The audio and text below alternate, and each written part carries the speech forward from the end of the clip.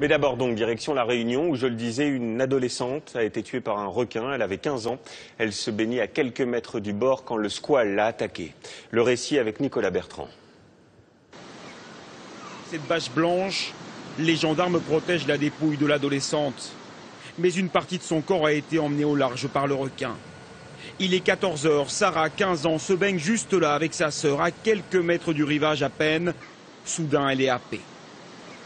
Elle était équipée d'un masque et d'un tuba et l'attaque a eu lieu à quelques mètres du bord, à moins de 10 mètres du bord. Immédiatement, un bateau est mis à l'eau pour lui porter secours. Les pompiers arrivent, les maîtres nageurs aussi et même un hélicoptère. Mais il est trop tard.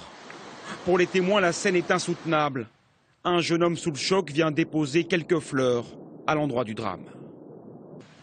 C'est juste pour le principe, pour montrer qu'on est là, que voilà quoi. J'espère que ça va s'arrêter un jour ou l'autre parce que ça devient insoutenable.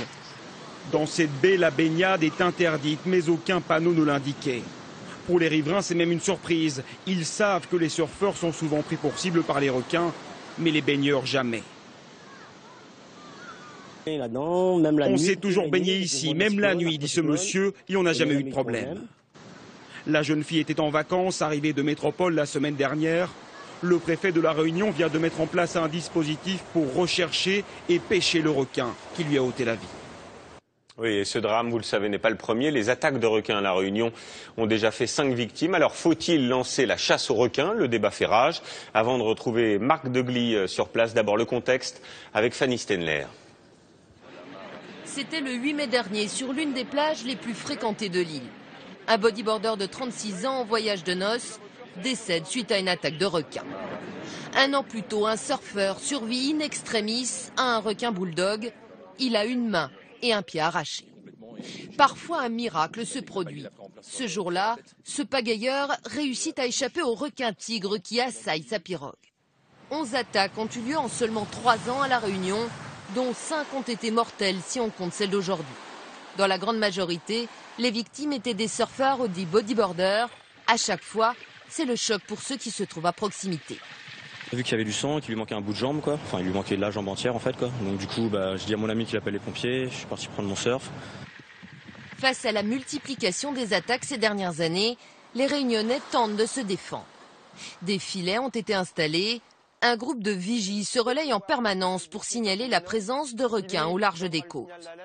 Récemment, une polémique a agité l'île. Faut-il autoriser la chasse aux requins? Pour l'instant, elle se fait au compte-gouttes. Ici, on appelle ça des prélèvements.